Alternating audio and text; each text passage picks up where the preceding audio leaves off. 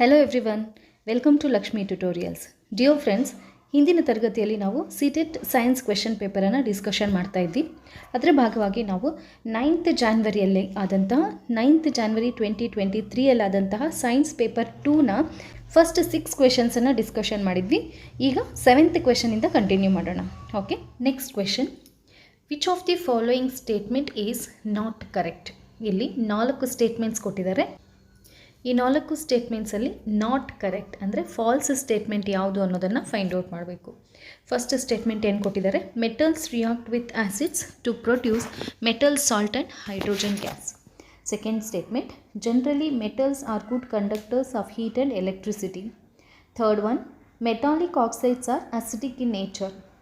Fourth one, some metals react with water to produce metal hydroxides and hydrogen gas. ಈ ಕ್ವೆಶನ್ಗೆ answer ಮಾಡಬೇಕಾದ್ರೆ ನಾವು first ಏನು ಮಾಡೋಣ, ಮೆಟಲ್ಸ್ ಆ್ಯಂಡ್ ನಾನ್ ಮೆಟಲ್ಸ್ನ ಫಿಸಿಕಲ್ ಪ್ರಾಪರ್ಟೀಸ್ ಹಾಗೆ ಕೆಮಿಕಲ್ ಪ್ರಾಪರ್ಟೀಸ್ ಏನು ಅನ್ನೋದನ್ನು ನೋಡೋಣ. ಈ ಕ್ವೆಶನ್ ಯಾವುದ್ರ ಬೇಸ್ ಮೇಲೆ ಕೊಟ್ಟಿದ್ದಾರೆ ಅಂದರೆ physical and chemical properties of metals ಮೇಲೆ ಕೊಟ್ಟಿರೋಂಥ ಕ್ವೆಶನ್.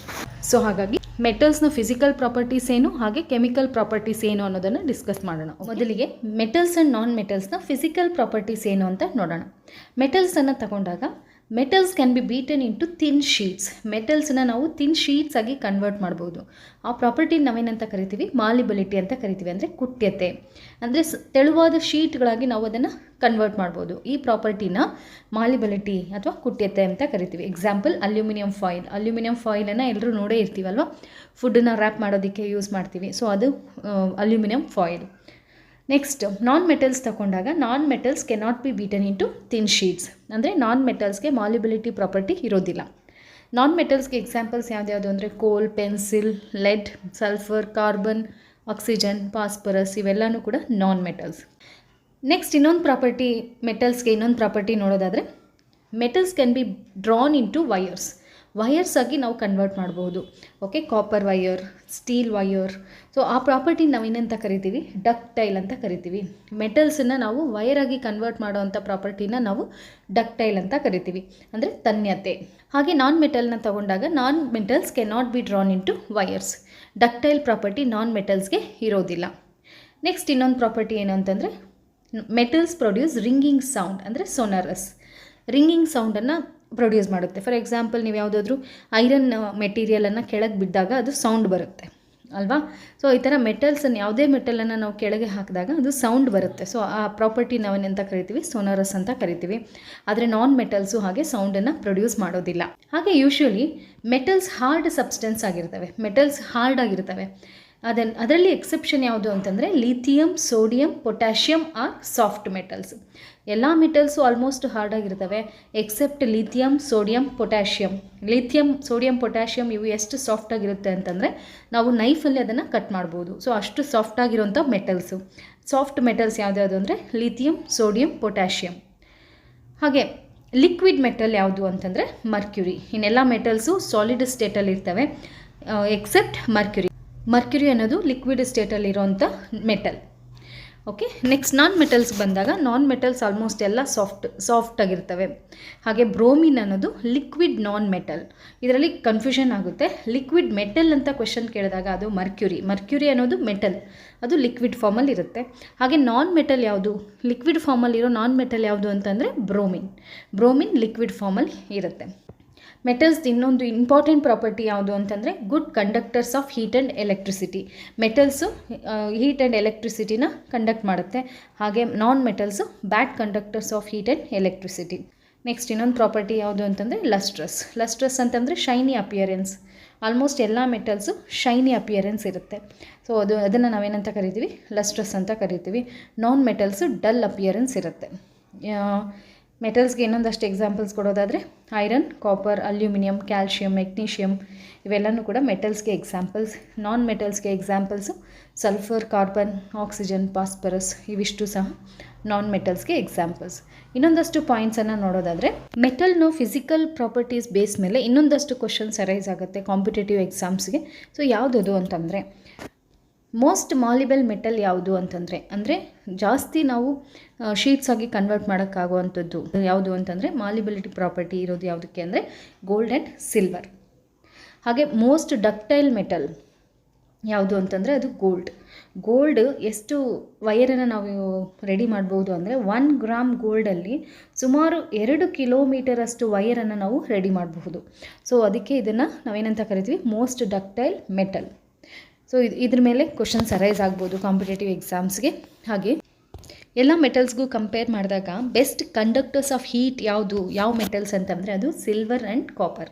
ಸಿಲ್ವರ್ ಮತ್ತು copper best conductors of heat. ಆದರೆ ನಾವು ಇದನ್ನು ಸಿಲ್ವರ್ನ ನಾವು ಯೂಸ್ ಮಾಡೋದಕ್ಕಾಗಲ್ಲ, ಯಾಕಂದರೆ ಅದು costly compare to copper. So ಅದಕ್ಕೋಸ್ಕರ ನಾವು ಕಾಪರನ್ನು ಯೂಸ್ ಮಾಡ್ತೀವಿ.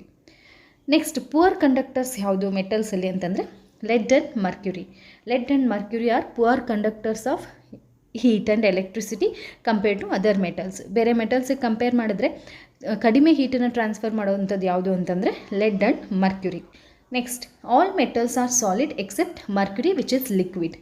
ಆಲ್ಮೋಸ್ಟ್ ಎಲ್ಲ ಮೆಟಲ್ಸು ಕೂಡ ಸಾಲಿಡ್ ಫಾರ್ಮಲ್ಲಿರುತ್ತೆ ಎಕ್ಸೆಪ್ಟ್ ಮರ್ಕ್ಯುರಿ ಅನ್ನೋದು ಲಿಕ್ವಿಡ್ ಫಾರ್ಮಲ್ಲಿ ಇರುತ್ತೆ. ನೆಕ್ಸ್ಟ್ ನಾನ್ ಮೆಟಲ್ಸ್ ಅಂತ ತಗೊಂಡಾಗ ನಾನ್ ಮೆಟಲ್ಸ್ ಏದರ್ ಸಾಲಿಡ್ಸ್ ಆಗಿರುತ್ತೆ ಅಥವಾ ಗ್ಯಾಸಸ್ ಆಗಿರುತ್ತೆ. Non metals usually solids R gases ಆಗಿರುತ್ತೆ. ಅದರಲ್ಲಿ ಎಕ್ಸೆಪ್ಷನ್ ಯಾವುದು ಅಂದರೆ ಬ್ರೋಮಿನ್ ಮಾತ್ರ ಲಿಕ್ವಿಡ್ ಫಾರ್ಮಲ್ಲಿರುವಂಥ ನಾನ್ ಮೆಟಲ್. ಉಳಿದಿರೋವೆಲ್ಲ ಸಾಲಿಡ್ ಆಗಿರುತ್ತೆ ಅಥವಾ ಗ್ಯಾಸ್ ಫಾರ್ಮಲ್ಲಿ ಇರುತ್ತೆ. Next metals have high melting point but gallium and caesium have very low melting point. ಎಲ್ಲ ಮೆಟಲ್ಸ್ ಆಲ್ಮೋಸ್ಟ್ ಎಲ್ಲ ಮೆಟಲ್ಸು ಮೆಲ್ಟ್ ಆಗಬೇಕಂದ್ರೆ ನಾವು ಜಾಸ್ತಿ ಹೀಟನ್ನು ಅದಕ್ಕೆ ಕೊಡಬೇಕಾಗುತ್ತೆ. ಅದರಲ್ಲಿ ಎಕ್ಸೆಪ್ಷನ್ ಯಾವುದು ಅಂತಂದರೆ ಗ್ಯಾಲಿಯಮ್ ಮತ್ತು ಸೀಸಿಯಮ್. ಇವು ಎಷ್ಟು ಬೇಗ ಮೆಲ್ಟ್ ಆಗಿಬಿಡುತ್ತೆ ಅಂತಂದರೆ ನಾವು ಈ ಮೆಟಲ್ಸನ್ನು ನಾವು ಅಂಗೈಯಲ್ಲಿ ಇಟ್ಕೊಂಡ್ರೂ ಕೂಡ ಅದು ಮೆಲ್ಟ್ ಆಗಿಬಿಡುತ್ತೆ. ಅಂದರೆ ನಮ್ಮ ಬಾಡಿ ಟೆಂಪರೇಚರ್ ಅಷ್ಟು ಸಾಕು ಅದು ಮೆಲ್ಟ್ ಆಗೋದಕ್ಕೆ. ಸೊ ಅದಕ್ಕೆ ಹೇಳೋದು ಯಾವ ಮೆಟಲ್ಸ್ಗೆ ತುಂಬ ಲೋ ಮೆಲ್ಟಿಂಗ್ ಪಾಯಿಂಟ್ ಇದೆ ಅಂತಂದರೆ ಅದು ಗ್ಯಾಲಿಯಮ್ ಮತ್ತು ಸೀಸಿಯಮ್. ನೆಕ್ಸ್ಟ್ ನಾನ್ ಮೆಟಲ್ಸ್ ತಗೊಂಡಾಗ ಯೂಶ್ವಲಿ ಮೆಟಲ್ಸು ಡಲ್ ಅಪಿಯರೆನ್ಸ್ ಇರುತ್ತೆ, ಅಂದರೆ ಶೈನಿ ಅಪಿಯರೆನ್ಸ್ ಇರಲ್ಲ. ಅದರಲ್ಲಿ ಎಕ್ಸೆಪ್ಷನ್ ಯಾವುದು ಅಂತಂದರೆ ಅಯೋಡಿನ್ಗೆ ಶೈನಿ ಅಪಿಯರೆನ್ಸ್ ಇರುತ್ತೆ. ಅಂದರೆ ಅಯೋಡಿನ್ ನಾನ್ ಮೆಟಲ್, ಅದು ನಾನ್ ಮೆಟಲ್ ಆದರೂ ಕೂಡ ಅದು ಶೈನಿ ಅಪಿಯರೆನ್ಸ್ ಇರುತ್ತೆ, ಅಂದರೆ ಅದಕ್ಕೆ ಲಸ್ಟ್ರಸ್ ಪ್ರಾಪರ್ಟಿ ಇರುತ್ತೆ ಅಂತ. ನೆಕ್ಸ್ಟ್ ಇನ್ನೊಂದು ಯಾವುದು ಅಂತಂದರೆ ಕಾರ್ಬನ್. ಎಲ್ಲರಿಗೂ ಗೊತ್ತಿರೋ ಹಾಗೆ ಕಾರ್ಬನ್ಗೆ ತುಂಬ ಅಲೋಟ್ರೋಪ್ಸ್ ಇದೆ. ನಮಗೆಲ್ಲ ಗೊತ್ತಿರೋ ಹಾಗೆ ಕಾರ್ಬನ್ನು ಬಹುರೂಪತೆಯನ್ನು ತೋರಿಸುತ್ತೆ. ಬಹುರೂಪತೆ ಅಂದರೆ ಬೇರೆ ಬೇರೆ ರೂಪಗಳಲ್ಲಿ ಕಾರ್ಬನನ್ನು ನಾವು ನೋಡ್ಬೋದಾಗಿದೆ. ಕಾರ್ಬನ್ ಅನ್ನೋದೊಂದು ನಾನ್ ಮೆಟಲ್. ಸೊ ಕಾರ್ಬನನ್ನು ತಗೊಂಡಾಗ ಅದು ನಾನ್ ಮೆಟಲ್ ಆಗಿದ್ದರೂ ಕೂಡ ಅದನ್ನು ಕಾರ್ಬನ್ನ ಅಲೋಟ್ರೋಪ್ಸ್ ಆಗಿರುವಂತಹ ಡೈಮಂಡ್ ಮತ್ತು ಗ್ರಾಫೈಟನ್ನು ತಗೊಂಡಾಗ ಅದಕ್ಕೆ ಸ್ಪೆಷಲ್ ಕ್ವಾಲಿಟೀಸ್ ಇದೆ. ಏನದು ಅಂತಂದರೆ ಡೈಮಂಡ್ಗೆ ಇರುವಂಥ ಸ್ಪೆಷಲ್ ಪ್ರಾಪರ್ಟಿ ಏನು ಅಂತಂದರೆ diamond is the hardest natural substance. Usually non metals ಎಲ್ಲ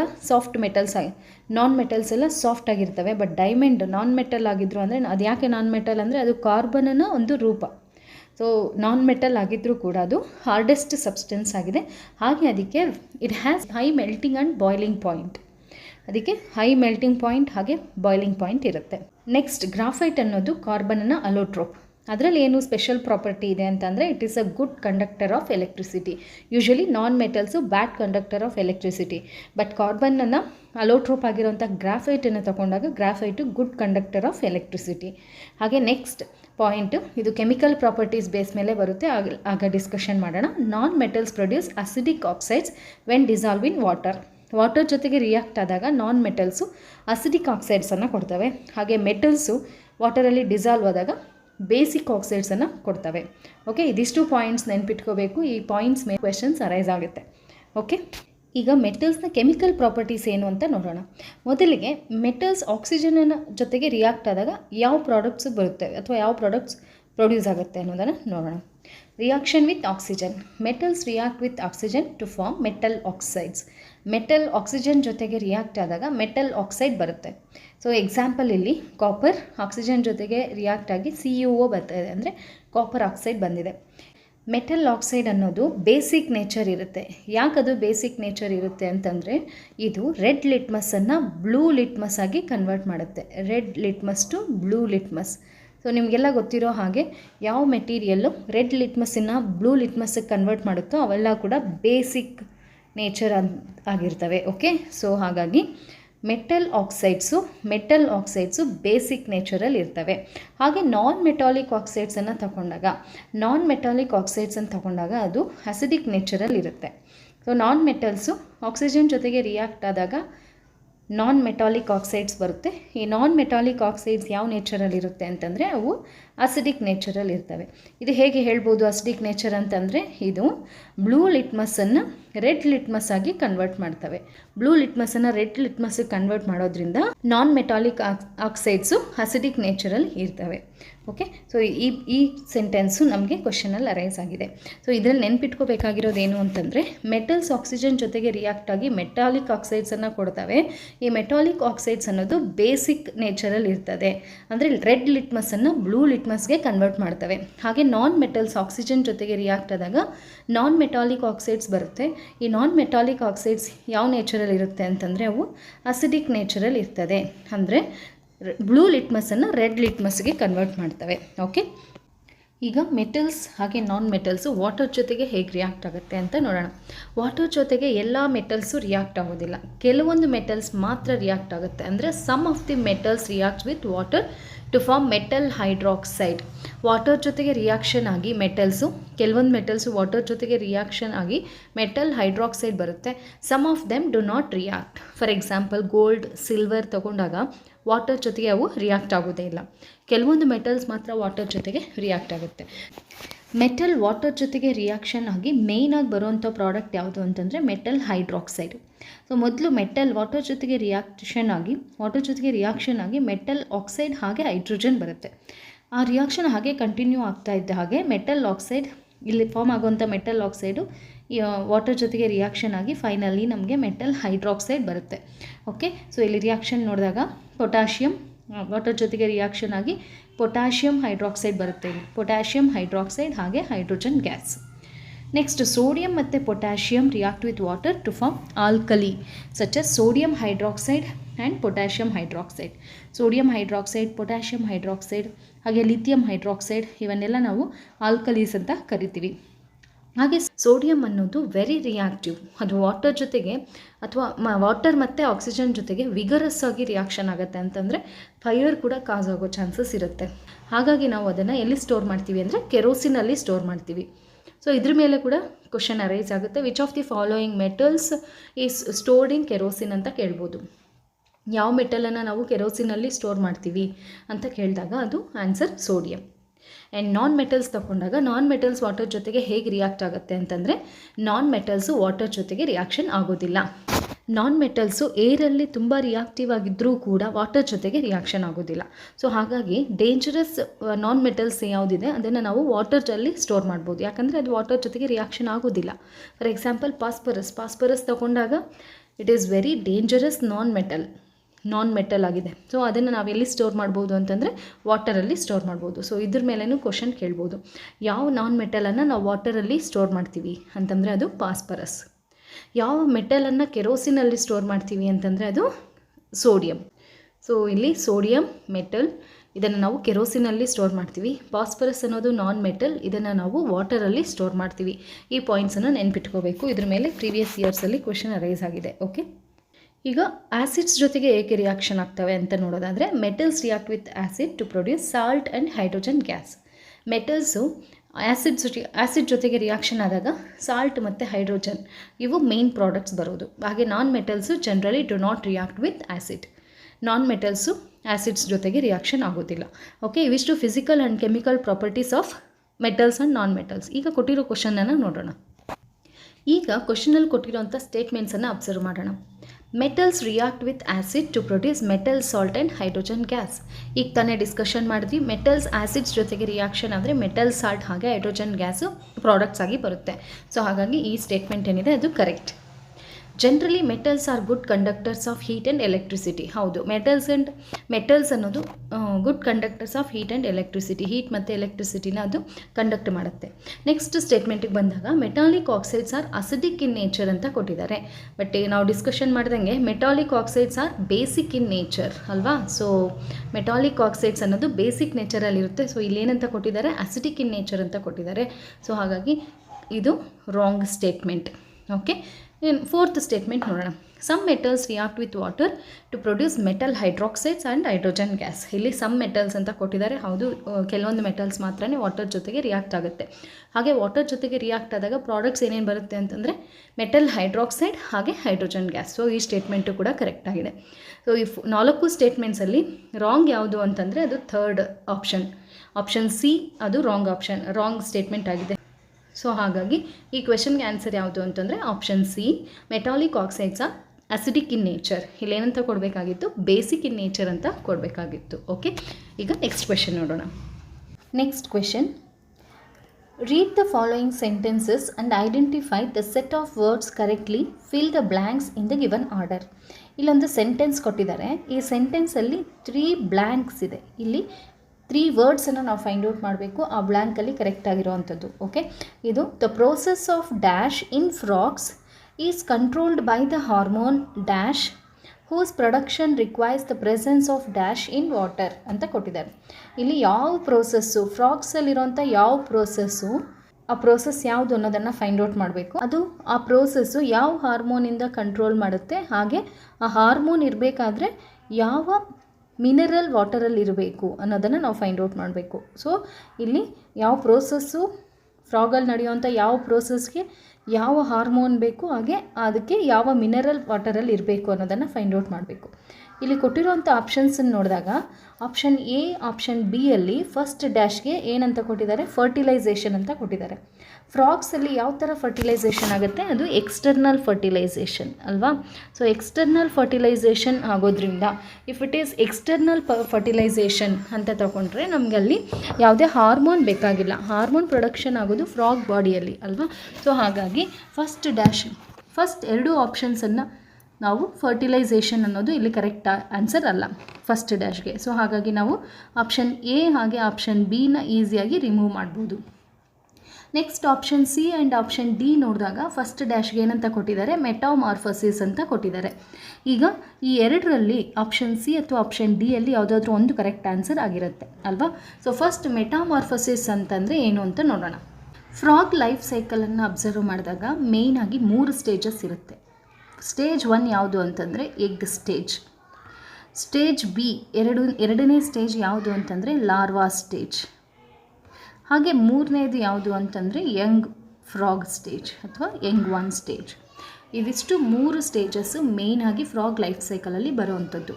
ಇಲ್ಲಿ ಲಾರ್ವಾನ್ ಏನಂತ ಕರಿತೀವಿ ಅಂತಂದರೆ ಫ್ರಾಗ್ನ ಲಾರ್ವಾನ್ ಏನಂತ ಕರಿತೀವಿ, ಟ್ಯಾಡ್ಪೋಲ್ ಅಂತ ಕರಿತೀವಿ. ಓಕೆ, ಹಾಗೆ ಲಾರ್ವಾ ಆಫ್ ಬಟರ್ಫ್ಲೈ ಏನಂತ ಕರಿತೀವಿ ಅಂತ ಕ್ವಶನ್ ಕೇಳ್ಬೋದು. ಲಾರ್ವಾ ಆಫ್ ಬಟರ್ಫ್ಲೈನ ಕ್ಯಾಟರ್ಪಿಲ್ಲರ್ ಅಂತ ಕರಿತೀವಿ. ಈಗ ಇಲ್ಲಿ ಕೊಟ್ಟಿರೋಂಥ ಫಿಗರನ್ನು ಅಬ್ಸರ್ವ್ ಮಾಡಿದಾಗ ಫಸ್ಟ್ ಸ್ಟೇಜ್ ಯಾವುದು ಅಂತಂದರೆ ಎಗ್ ಸ್ಟೇಜ್. ಅದಾದಮೇಲೆ ಬರೋವಂಥದ್ದು ಟ್ಯಾಡ್ಪೋಲ್ ಸ್ಟೇಜ್. ಈ ಟ್ಯಾಡ್ಪೋಲ್ ಸ್ಟೇಜಲ್ಲಿ ಮತ್ತೆ 2 ಸ್ಟೇಜಸ್ ಬರುತ್ತೆ. ಅದು ಯಾವುದು ಅಂತಂದರೆ ಅರ್ಲಿ ಟ್ಯಾಡ್ಪೋಲ್ ಸ್ಟೇಜ್. ಇದನ್ನು ನಾವು ಅರ್ಲಿ ಟ್ಯಾಡ್ಪೋಲ್ ಅಂತ ಕರಿತೀವಿ. ಹಾಗೆ ಇದನ್ನು ನಾವು ಲೇಟ್ ಟ್ಯಾಡ್ಪೋಲ್ ಸ್ಟೇಜ್ ಅಂತ ಕರಿತೀವಿ.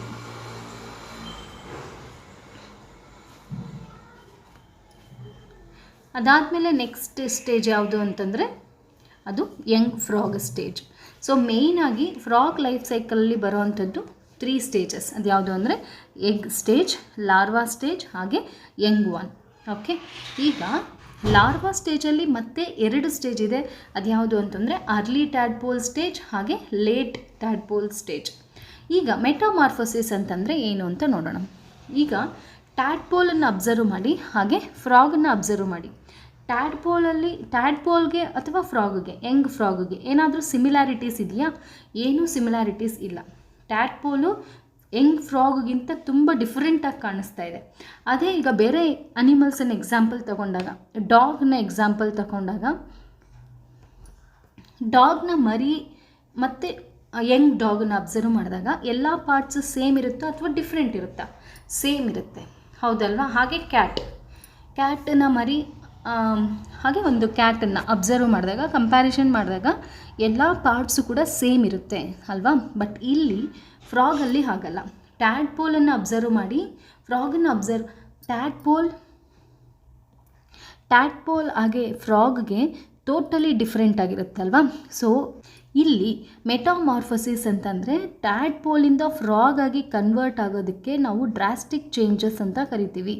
ಸೊ ಟೋಟಲಿ ಡಿಫ್ರೆಂಟ್ ಆಗಿದೆ, ಟ್ಯಾಡ್ಪೋಲು ಫ್ರಾಗಿಗಿಂತ ಟೋಟಲಿ ಡಿಫ್ರೆಂಟ್ ಆಗಿದೆ. ಸೊ ಆ ಟ್ಯಾಡ್ಪೋಲು ಫ್ರಾಗ್ ಆಗಿ ಕನ್ವರ್ಟ್ ಆಗುವಂಥ ಸ್ಟೇಜನ್ನು ನಾವೇನಂತ ಕರಿತೀವಿ? ಮೆಟಾಮಾರ್ಫೋಸಿಸ್ ಅಂತ ಕರಿತೀವಿ. ಸೊ ಈ ಮೆಟಾಮಾರ್ಫೋಸಿಸ್ ಆಗಬೇಕು ಅಂತಂದರೆ, ಅಂದರೆ ಟ್ಯಾಡ್ಪೋಲು ಒಂದು ಫ್ರಾಗ್ ಆಗಿ ಕನ್ವರ್ಟ್ ಆಗಬೇಕು ಅಂತಂದರೆ ಒಂದು ಹಾರ್ಮೋನ್ ಇಂಪಾರ್ಟೆಂಟ್ ಆಗಿ ಇರಬೇಕಾಗತ್ತೆ. ಯಾವುದದು ಹಾರ್ಮೋನು ಅಂತಂದರೆ ಥೈರಾಕ್ಸಿನ್ ಹಾರ್ಮೋನ್. ಥೈರಾಕ್ಸಿನ್ ಹಾರ್ಮೋನ್ ಟ್ಯಾಡ್ಪೋಲಲ್ಲಿ ಇಲ್ಲ ಅಂತಂದರೆ ಆ ಟ್ಯಾಡ್ಪೋಲ್ ಆಗಿಯೇ ಉಳ್ಕೊಂಡ್ಬಿಡುತ್ತೆ. ಥೈರಾಕ್ಸಿನ್ ಇತ್ತು ಅಂತಂದರೆ ಆಗ ಆ ಟ್ಯಾಡ್ಪೋಲು ಫ್ರಾಗ್ ಆಗಿ ಕನ್ವರ್ಟ್ ಆಗುತ್ತೆ.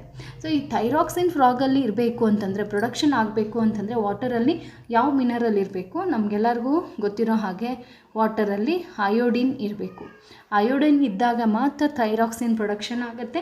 ಸೊ ಥೈರಾಕ್ಸಿನ್ ಇದ್ದಾಗ ಮೆಟಾಮಾರ್ಫೋಸಿಸ್ ಆಗುತ್ತೆ, ಇಲ್ಲ ಅಂದರೆ ಮೆಟಾಮಾರ್ಫೋಸಿಸ್ ಆಗೋದಿಲ್ಲ. ಸೊ ಇವಾಗ ನಮಗೆ ಕೊಟ್ಟಿರೋಂಥ ಆನ್ಸರ್ಸಲ್ಲಿ ಈಸಿಯಾಗಿ ಫೈಂಡ್ ಔಟ್ ಮಾಡ್ಬೋದು. ಫಸ್ಟ್ ಡ್ಯಾಶ್ಗೆ ಯಾವುದು ಅಂತಂದರೆ ಮೆಟಾಮಾರ್ಫೋಸಿಸ್. ಮೆಟಾಮಾರ್ಫೋಸಿಸ್ ಅಂತಂದರೆ ಏನು? ಟ್ಯಾಡ್ಪೋಲಿಂದ ಫ್ರಾಗ್ ಆಗಿ ಕನ್ವರ್ಟ್ ಆಗುವಂಥ ಡ್ರಾಸ್ಟಿಕ್ ಚೇಂಜಸನ್ನು ನಾವು ಮೆಟಾಮಾರ್ಫೋಸಿಸ್ ಅಂತ ಕರಿತೀವಿ. ಆ ಮೆಟಾಮಾರ್ಫೋಸಿಸ್ ಆಗಬೇಕು ಅಂತಂದರೆ ಯಾವ ಹಾರ್ಮೋನ್ ಇರಬೇಕು? ಅದು ಥೈರಾಕ್ಸಿನ್ ಹಾರ್ಮೋನ್ ಇರಬೇಕು. ಥೈರಾಕ್ಸಿನ್ ಹಾರ್ಮೋನ್ ಪ್ರೊಡಕ್ಷನ್ ಆಗಬೇಕು ಅಂತಂದರೆ ಯಾವ ಮಿನರಲ್ ಇರಬೇಕು? ಅದು ಅಯೋಡಿನ್ ಇರಬೇಕು. ಓಕೆ, ನಾವೀಗ ಕ್ವಶನ್ಗೆ ಈಸಿಯಾಗಿ ಆನ್ಸರನ್ನು ಫೈಂಡ್ ಔಟ್ ಮಾಡ್ಬೋದು. ಇಲ್ಲಿ ನಮಗೆ ಕೊಟ್ಟಿರೋಂಥ ಕ್ವಶನಲ್ಲಿ ಯಾವ ಆಪ್ಷನ್ಸಲ್ಲಿ ಮೆಟಾಮಾರ್ಫೋಸಿಸ್ ಅಂತ ಇದೆ ಫಸ್ಟ್ ಡ್ಯಾಶ್ಗೆ ಅಂದರೆ ಆಪ್ಷನ್ ಸಿ ಮತ್ತು ಆಪ್ಷನ್ ಡಿ ಯಲ್ಲಿದೆ. ಸೊ ಫಸ್ಟ್ ಡ್ಯಾಶಲ್ಲಿ ಫಸ್ಟ್ ಬ್ಲ್ಯಾಂಕಲ್ಲಿ ಬರಬೇಕಾಗಿರೋಂಥ ವರ್ಡ್ ಯಾವುದು? ಮೆಟಾಮಾರ್ಫೋಸಿಸ್. ಇಲ್ಲಿ ಮೆಟಾಮಾರ್ಫೋಸಿಸ್ ಇರಬೇಕು. So the process of metamorphosis in frogs is controlled by the hormone. ಯಾವ ಹಾರ್ಮೋನ್ ಇರಬೇಕು ಫ್ರಾಗಲ್ಲಿ ಅಂತಂದರೆ ಅದು thyroxine hormone. Thyroxine hormone whose production requires the presence of iodine. ವಾಟರಲ್ಲಿ ಯಾವ ಮಿನರಲ್ ಇರಬೇಕು ಅಂತಂದರೆ ಅದು ಅಯೋಡಿನ್. ಸೊ ನಮಗೆ ಬೇಕಾಗಿರೋಂಥ ಆನ್ಸರ್ ಯಾವುದು? Option C is the correct answer. Okay, next question. Which of the following is a set of substances that are basic in nature? ಇಲ್ಲಿ ಕೊಟ್ಟಿರೋಂಥ ಆಪ್ಷನ್ಸಲ್ಲಿ ಒಂದೊಂದು ಆಪ್ಷನ್ಸಲ್ಲಿ 4 ಐಟಮ್ಸನ್ನು ಕೊಟ್ಟಿದ್ದಾರೆ. Food items ಆಗಿರ್ಬೋದು, ಒಂದಷ್ಟು ಸಬ್ಸ್ಟೆನ್ಸಸ್ಸನ್ನು ಕೊಟ್ಟಿದ್ದಾರೆ. ಈ ಸಬ್ಸ್ಟೆನ್ಸಲ್ಲಿ ಕೊಟ್ಟಿರೋ ಆಪ್ಷನ್ನಲ್ಲಿರುವಂಥ ಎಲ್ಲ 4 ಯಾವುದು ಬೇಸಿಕ್ ಆಗಿದೆ ಅನ್ನೋದನ್ನು ಫೈಂಡ್ ಔಟ್ ಮಾಡಬೇಕು. ಈಗ ನಮಗೆ ಕೊಟ್ಟಿರೋಂಥ ಸಬ್ಸ್ಟೆನ್ಸು ಆ್ಯಸಿಡ್ ಬೇಸ ಅಂತ ಹೇಗೆ ಫೈಂಡ್ ಔಟ್ ಮಾಡೋದು ಅನ್ನೋದನ್ನು ನೋಡೋಣ.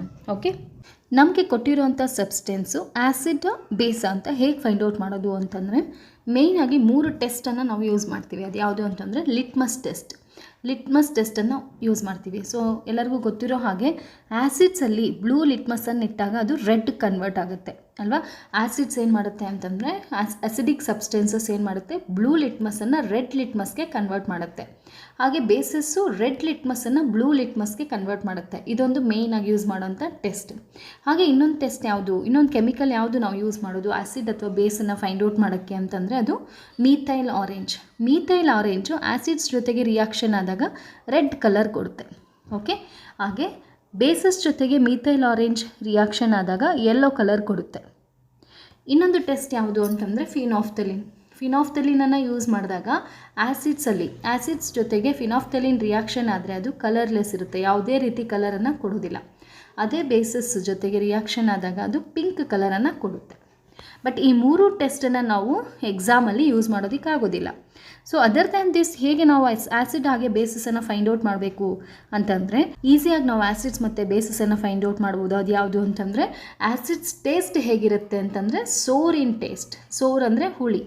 ಸೊ ಆ ಸಬ್ಸ್ಟೆನ್ಸು ಹುಳಿ ಇದೆ ಅಂತಂದರೆ ಅದರಲ್ಲಿ ಆ್ಯಸಿಡ್ ಕಂಟೆಂಟ್ ಇರುತ್ತೆ. ಸೊ ನಮಗೆ ಕೊಟ್ಟಿರುವಂಥ ಸಬ್ಸ್ಟೆನ್ಸು ಹುಳಿಯಾಗಿತ್ತು ಅಂತಂದರೆ ಅದು ಆ್ಯಸಿಡ್ ಆಗಿರುತ್ತೆ. ಹಾಗೆ ಬೇಸಸ್ ಟೇಸ್ಟ್ ಹೇಗಿರುತ್ತೆ ಅಂತಂದರೆ ಬಿಟರ್ ಅಂದರೆ ಕಹಿಯಾಗಿದ್ದರೆ ಅದು ಬೇಸಿಕ್ ಸಬ್ಸ್ಟೆನ್ಸ್ ಆಗಿರುತ್ತೆ ಅಂತ. ಇದೊಂದು ಟೆಸ್ಟ್. ಮೇಯ್ನಾಗಿ ನಮಗೆ ಕೊಟ್ಟಿರೋಂಥ ಸಬ್ಸ್ಟೆನ್ಸ್ ಟೇಸ್ಟ್ ನಮಗೆ ಗೊತ್ತಿದ್ದರೆ ನಾವು ಅದನ್ನು ಆ್ಯಸಿಡ್ ಅಥವಾ ಬೇಸ್ ಅಂತ ಫೈಂಡ್ ಔಟ್ ಮಾಡ್ಬೋದು. ಇನ್ನೊಂದು ಏನು ಅಂತಂದರೆ ಮೇಯ್ನಾಗಿ acids do not give soapy touch. ಆ್ಯಸಿಡ್ಸನ್ನು ನಾವು ಟಚ್ ಮಾಡಿದಾಗ ನಮಗೆ ಸೋಪ್ ಥರ ಫೀಲ್ ಆಗೋದಿಲ್ಲ, ಅಂದರೆ ನೊರೆ ಬರೋದಿಲ್ಲ. ಅದೇ ಬೇಸಸ್ ಆದರೆ ಬೇಸಸ್ ಸೋಪಿ ಟು ಟಚ್. ಬೇಸಸನ್ನು ಟಚ್ ಮಾಡಿದಾಗ ಸೋಪನ್ನ ಎಲ್ಲರೂ ಟಚ್ ಮಾಡೇ ಇರ್ತೀವಿ ಅಲ್ವಾ. ಸೊ ಸೋಪನ್ನ ಟಚ್ ಮಾಡಿದಾಗ ಹೇಗಿರುತ್ತೆ? ಸಾಫ್ಟಾಗಿರುತ್ತೆ, ಹಾಗೆ ನೊರೆ ಬರುತ್ತೆ. ಸೊ ಆ ಥರ ನೊರೆ ಬರೋವಂಥ ಸಬ್ಸ್ಟೆನ್ಸಸ್ಸು ಸಾಫ್ಟಾಗಿತ್ತು ಅಂತಂದರೆ ಅದನ್ನು ನಾವು ಬೇಸಸ್ ಅಂತ ಹೇಳ್ತೀವಿ. ನಮಗೆಲ್ಲರಿಗೂ ಫೆಮಿಲಿಯರ್ ಆಗಿ ಸಿಗೋವಂಥದ್ದು ಲೆಮನನ್ನು ನಾವು ಟಚ್ ಮಾಡಿದಾಗ, ಲೆಮನ್ ಜ್ಯೂಸನ್ನು ನಾವು ಟಚ್ ಮಾಡಿದಾಗ ಅದು ಸೋಪಿ ಥರ ಇರೋದಿಲ್ಲ ಅಲ್ವಾ, ನೊರೆ ಕೊಡೋದಿಲ್ಲ. ಅದೇ ಸೋಪನ್ನ ಟಚ್ ಮಾಡಿದಾಗ ನಮಗೆ ಅದು ನೊರೆ ಕೊಡುತ್ತೆ. ಸೊ ಈ ರೀತಿ ಅದನ್ನು ಟಚ್ ಮಾಡಿದಾಗ ಸೋಪಿ ಥರ ಇದ್ದರೆ, ನೊರೆ ಬರೋಂಗಿದ್ರೆ ಅದನ್ನು ನಾವು ಬೇಸಸ್ ಅಂತ ಕರಿತೀವಿ. ನೊರೆ ಬರದೆ ಅದು ರಫ್ ಆಗಿತ್ತು ಅಂತಂದರೆ ಅದನ್ನು ನಾವು ಆ್ಯಸಿಡ್ ಅಂತ ಕರಿತೀವಿ. ಹಾಗೆ ಇನ್ನೊಂದು ಮೇನ್ ಡಿಫ್ರೆನ್ಸ್ ಏನು ಅಂತಂದರೆ ಆ್ಯಸಿಡ್ಸು ವಾಟರಲ್ಲಿ ಡಿಸಾಲ್ವ್ ಆದಾಗ ಹೈಡ್ರೋಜನ್ ಅಯಾನ್ಸನ್ನು ಕೊಡುತ್ತೆ, ಅಂದರೆ H+ ಅಯಾನ್ಸನ್ನು ಕೊಡುತ್ತೆ.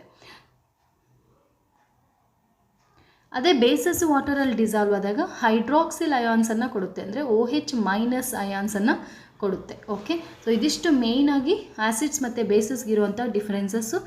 ಈಸಿಯಾಗಿ ಫೈಂಡ್ ಔಟ್ ಮಾಡುವಂಥ ಮೆಥಡ್ ಯಾವುದು ಅಂತಂದರೆ ಆ್ಯಸಿಡ್ಸು ಹುಳಿಯಾಗಿರುತ್ತೆ, ಬೇಸಸ್ಸು ಕಹಿಯಾಗಿರುತ್ತೆ. ಹಾಗೆ ಆ್ಯಸಿಡ್ಸು ಸೋಪಿ ಟಚ್ ಕೊಡೋದಿಲ್ಲ, ಬೇಸಸ್ಸು ಸೋಪಿ ಥರ ಇರುತ್ತೆ. ಓಕೆ, ಇವೆರಡನ್ನು ನೆನ್ಪಿಟ್ಕೊಂಡ್ರೆ ನಾವು ಕೊಟ್ಟಿರೋಂಥ ಐಟಮ್ಸಲ್ಲಿ ಈಸಿಯಾಗಿ ಆ್ಯಸಿಡ್ಸ್ ಯಾವುದು ಬೇಸಸ್ ಯಾವುದು ಅನ್ನೋದನ್ನು ಫೈಂಡ್ ಔಟ್ ಮಾಡ್ಬೋದು. ಓಕೆ, ಈಗ ಆಪ್ಷನ್ಸ್ ನೋಡೋಣ. ಆಪ್ಷನ್ ಎ ಅಲ್ಲಿ ಯಾವುದ್ಯಾವುದಿದೆ? Toothpaste, shampoo, baking soda, vinegar. Vinegar ಅನ್ನೋದು ಯಾವ ಟೇಸ್ಟ್ ಇರುತ್ತೆ? ಹುಳಿಯಾಗಿರುತ್ತೆ, ಅಂದರೆ ವಿನೆಗರ್ ಅನ್ನೋದು ಆ್ಯಸಿಡ್. ನಮಗೆ ಇಲ್ಲಿ ಫೈಂಡ್ ಔಟ್ ಮಾಡಬೇಕಾಗಿರೋದು ಆ ಗ್ರೂಪಲ್ಲಿ ಯಾವ ಗ್ರೂಪಲ್ಲಿ ಎಲ್ಲ ಬೇಸಿಕ್ ಸಬ್ಸ್ಟೆನ್ಸಸ್ ಇದೆ ಅಂತ. ಸೊ ವಿನೆಗರ್ ಇದೆ ಅಂತಂದರೆ ಈ ಗ್ರೂಪಲ್ಲಿರುವಂಥ ಎಲ್ಲ ಸಬ್ಸ್ಟೆನ್ಸಸ್ಸು ಬೇಸಿಕ್ ಅಲ್ಲ, ಸೊ ಆಪ್ಷನ್ ಎ ಅಲ್ಲ. ಆಪ್ಷನ್ ಬಿ ನೋಡಿದಾಗ window cleaner, curd, milk of magnesia, lemon juice. ಇಲ್ಲಿ ಲೆಮನ್ ಜ್ಯೂಸ್ ಕೊಟ್ಟಿದ್ದಾರೆ. ಲೆಮನ್ ಜ್ಯೂಸ್ ಅನ್ನೋದು ಆ್ಯಸಿಡ್, ಸೊ ಇದು ಬೇಸ್ ಗ್ರೂಪ್ ಆಗಿರೋದಿಲ್ಲ, ಸೊ ಇದು ರಾಂಗ್ ಆಪ್ಷನ್ ಆಗುತ್ತೆ. ನೆಕ್ಸ್ಟ್ ಆಪ್ಷನ್ ಸಿ ನೋಡಿದಾಗ calamine lotion, shampoo, toothpaste, window cleaner. So ಇವೆಷ್ಟು 4 ಸಬ್ಸ್ಟೆನ್ಸಸನ್ನು ಟಚ್ ಮಾಡಿದಾಗ ಅದು ಯಾವ ಥರ ಇರುತ್ತೆ? ಸೋಪಿ ಟಚ್ ಇರುತ್ತೆ, ಅಂದರೆ ನೊರೆ ಕೊಡುತ್ತೆ ಅಲ್ವಾ. ಸೊ ಹಾಗಾಗಿ ಇದರಲ್ಲಿರುವಂಥ ಎಲ್ಲ 4 ಸಬ್ಸ್ಟೆನ್ಸಸ್ಸು ಬೇಸಿಕ್ ನೇಚರ್ ಆಗಿರುತ್ತೆ. ಸೊ ನಮಗೆ ಬೇಕಾಗಿರೋವಂಥ answer option C. Option D ನೋಡೋಣ. ಆಪ್ಷನ್ ಡಿಯಲ್ಲಿ milk of magnesia, alcohol, lemon juice ಇದೆ. ಸೊ ಲೆಮನ್ ಜ್ಯೂಸ್ ಇತ್ತು ಅಂದರೆ ಇದು ಆ್ಯಸಿಡ್, ಸೊ ಇದು ಕೂಡ ನಮಗೆ ಬೇಕಾಗಿರೋವಂಥ ಆನ್ಸರ್ ಅಲ್ಲ. ಸೊ ಬೇಸಿಕ್ ಯಾವುದು ಅಂತ ಫೈಂಡ್ ಔಟ್ ಮಾಡಬೇಕಾದ್ರೆ ಅದರಲ್ಲಿ ಯಾವುದಾದ್ರೂ ಒಂದು ಅಸಿಡಿಕ್ ಆಗಿತ್ತು ಅಂದರೆ ಕೂಡ ಅದು ಆಪ್ಷನ್ ನಮಗೆ ಕರೆಕ್ಟ್ ಆಗಿರೋದಿಲ್ಲ. ಸೊ ಈ ಕ್ವೆಶನ್ಗೆ ಆನ್ಸರ್ ಯಾವುದು ಅಂದರೆ option C. Okay, next question. Read the following statements carefully and select the correct option. ಇಲ್ಲಿ ಒಂದು ಸ್ಟೇಟ್ಮೆಂಟ್ ಹಾಗೆ ಒಂದು ರೀಸನ್ ಕೊಟ್ಟಿದ್ದಾರೆ. ಈ ಎರಡೂ ಸ್ಟೇಟ್ಮೆಂಟ್ಸಲ್ಲಿ ಯಾವುದು ರೈಟ್ ಅಥವಾ ಯಾವುದು ರಾಂಗ್ ಅನ್ನೋದನ್ನು ಫೈಂಡ್ ಔಟ್ ಮಾಡಬೇಕು. ಅಸರ್ಷನ್ ಏನು ಕೊಟ್ಟಿದ್ದಾರೆ ಇಲ್ಲಿ ಅಂದರೆ the volume of all solids increases on melting ಅಂತ ಕೊಟ್ಟಿದ್ದಾರೆ. ಸೊ ಇಲ್ಲಿ ಸಾಲಿಡ್ಸನ್ನು ಮೆಲ್ಟ್ ಮಾಡೋದು ಅಂದರೆ ನಾವು ಹೀಟನ್ನು ಕೊಡ್ತಾ ಇದ್ದೀವಿ ಅಲ್ವಾ. ಸೊ ಎಲ್ಲ solids volume of all solids increases on melting ಅಂತ ಕೊಟ್ಟಿದ್ದಾರೆ. ಇಲ್ಲಿ solids for example iron, copper ಇವನ್ನು ತಗೊಂಡಾಗ ನಾವು ಹೀಟನ್ನು ಕೊಟ್ಟಾಗ ಅದು ಲಿಕ್ವಿಡಾಗಿ ಕನ್ವರ್ಟ್ ಆದಾಗ ಅದರದ್ದು ವಾಲ್ಯೂಮ್ ಏನಾಗುತ್ತೆ? ಇನ್ಕ್ರೀಸ್ ಆಗುತ್ತೆ. ಬಟ್ ಐಸನ್ನು ತಗೊಂಡಾಗ ಐಸ್ ಅನ್ನೋದು ಸಾಲಿಡ್ ಅಲ್ವಾ.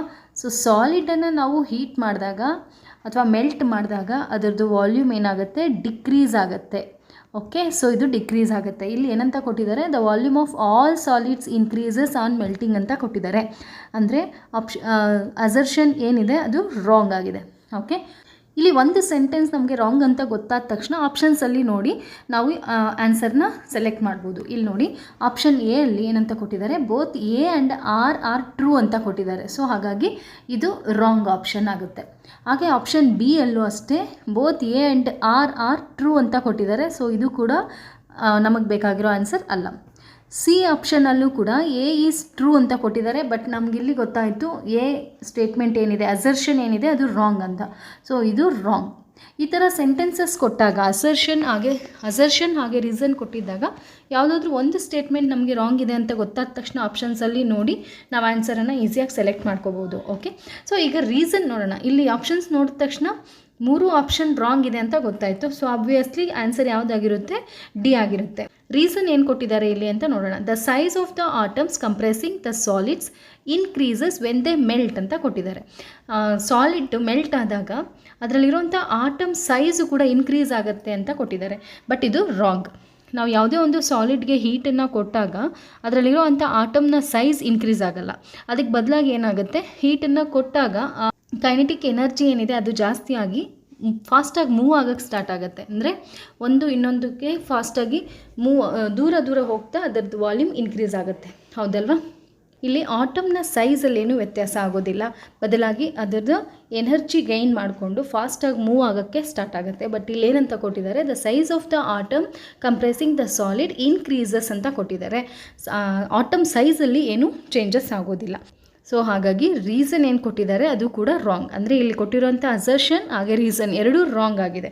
ಸೊ ನಮಗಿಲ್ಲಿ ಕರೆಕ್ಟ್ ಆನ್ಸರ್ ಯಾವುದು ಅಂದರೆ option D, both A and R false. Okay, next question. Match the mixture in column 1 with the method that can be use to separate it. ಇಲ್ಲಿ ಎರಡು column ಕೊಟ್ಟಿದ್ದಾರೆ. ಈ ಎರಡು ಕಾಲಮಲ್ಲಿ ಕಾಲಮ್ 1ಅಲ್ಲಿ ಮಿಕ್ಸ್ಚರ್ ಕೊಟ್ಟಿದ್ದಾರೆ. ಓಕೆ, ಕಾಲಮ್ 2ಅಲ್ಲಿ ಯಾವ ಮೆಥಡನ್ನು ಯೂಸ್ ಮಾಡ್ತೀವಿ ಅದನ್ನು ಸೆಪ್ರೇಷನ್ ಮಾಡೋದಕ್ಕೆ ಅನ್ನೋದನ್ನು ಕೊಟ್ಟಿದ್ದಾರೆ. ಇದನ್ನು ನಾವು ಕರೆಕ್ಟಾಗಿ ಮ್ಯಾಚ್ ಮಾಡಬೇಕು. ಇಲ್ಲಿ ಪೌಡರ್ಡ್ ನ್ಯಾಪ್ಥಲೀನ್ ಬಾಲ್ಸ್ ಆ್ಯಂಡ್ ಸಾಲ್ಟ್ ಅಂತ ಕೊಟ್ಟಿದ್ದಾರೆ. ನ್ಯಾಪ್ಥಲೀನ್ ಬಾಲ್ ಮತ್ತು ಸಾಲ್ಟ್ ಮಿಕ್ಸ್ ಆಗಿದ್ದಾಗ ಯಾವ ಮೆಥಡನ್ನು ಯೂಸ್ ಮಾಡ್ತೀವಿ ಸೆಪ್ರೇಟ್ ಮಾಡೋದಕ್ಕೆ ಅಂತ. ಹಾಗೆ second one sugar and water, third one vegetable oil and water, salt and water.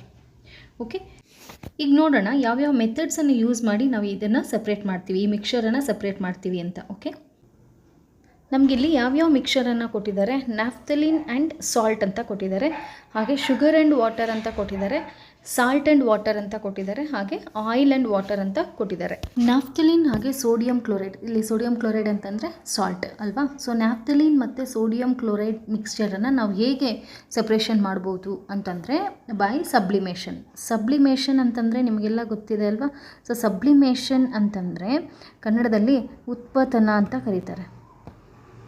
ಏನು ಹಾಗಾದರೆ ಉತ್ಪತನ ಅಂತಂದರೆ ಯಾವ ಸಾಲಿಡ್ಸನ್ನು ನಾವು ಹೀಟ್ ಕೊಟ್ಟಾಗ ಡೈರೆಕ್ಟಾಗಿ ಗೇಷಿಯಸ್ ಸ್ಟೇಟ್ಗೆ ಕನ್ವರ್ಟ್ ಆಗ್ತಾವೋ, ಸಾಲಿಡ್ಡಿಂದ ಗ್ಯಾಷಿಯಸ್ ಸ್ಟೇಟ್ಗೆ ಕನ್ವರ್ಟ್ ಆಗುತ್ತೋ without passing through the liquid state. Liquid ಆಗಿ ಕನ್ವರ್ಟ್ ಆಗ್ದಿರಾ ಯಾವ ಸಾಲಿಡ್ಸು ಡೈರೆಕ್ಟಾಗಿ ಗ್ಯಾಸ್ ಫಾರ್ಮ್ಗೆ ಕನ್ವರ್ಟ್ ಆಗುತ್ತೋ ಅಂಥ ಮೆಟೀರಿಯಲನ್ನು ನಾವು ಸಬ್ಲಿಮೇಷನ್ ಅಂತ ಕರಿತೀವಿ. ಇನ್ನೊಂದಷ್ಟು ಸಬ್ಸ್ಟೆನ್ಸಸ್ ಯಾವುದು ಸಬ್ಲಿಮೇಷನ್ಗೆ ಎಕ್ಸಾಂಪಲ್ ಅಂತಂದರೆ ಡ್ರೈ ಐಸ್.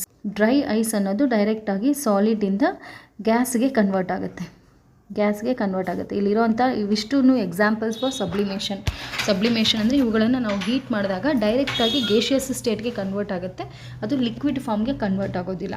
ಹಾಗಾದರೆ ಇಲ್ಲಿ ಇದ್ರ ಮೇಲೆ ಕೂಡ ಕ್ವಶನನ್ನು ಕೇಳ್ತಾರೆ, ಡ್ರೈ ಐಸ್ ಅನ್ನೋದು ಏನು ಅಂತ. ಸೊ ಡ್ರೈ ಐಸ್ ಅನ್ನೋದು ಸಾಲಿಡ್ ಕಾರ್ಬನ್ ಡೈಆಕ್ಸೈಡ್.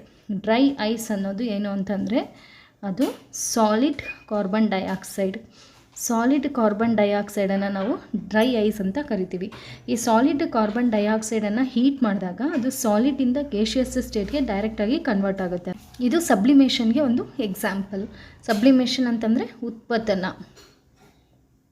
ಉತ್ಪತ್ತನಕ್ಕೆ ಎಕ್ಸಾಂಪಲ್ಸ್ ಯಾವುದು ಅಂತ ಕೂಡ ಕೇಳ್ತಾರೆ. ಹಾಗೆ ಇನ್ನೊಂದಷ್ಟು ಎಕ್ಸಾಂಪಲ್ಸ್ ಯಾವುದು ಅಂತಂದರೆ ಕ್ಯಾಂಫರ್, ಕರ್ಪೂರನ ಅಷ್ಟೇ ನಾವು ಹೀಟ್ ಮಾಡಿದಾಗ ಅದು ಡೈರೆಕ್ಟಾಗಿ ಗ್ಯಾಸ್ ಆಗಿ ಕನ್ವರ್ಟ್ ಆಗುತ್ತೆ, ಲಿಕ್ವಿಡ್ ಆಗಿ ಕನ್ವರ್ಟ್ ಆಗೋದಿಲ್ಲ. ಲಿಕ್ವಿಡ್ ಸ್ಟೇಜ್ಗೆ ಬರೋದ್ರ ಬದಲಾಗಿ ಅದು ಡೈರೆಕ್ಟಾಗಿ ಗ್ಯಾಸ್ ಆಗಿ ಕನ್ವರ್ಟ್ ಆಗುತ್ತೆ. ಹಾಗೆ ಇನ್ನೊಂದು ಎಕ್ಸಾಂಪಲ್ ಯಾವುದು ಅಂದರೆ ನ್ಯಾಫ್ಥಲಿನ್ ಬಾಲ್ಸ್.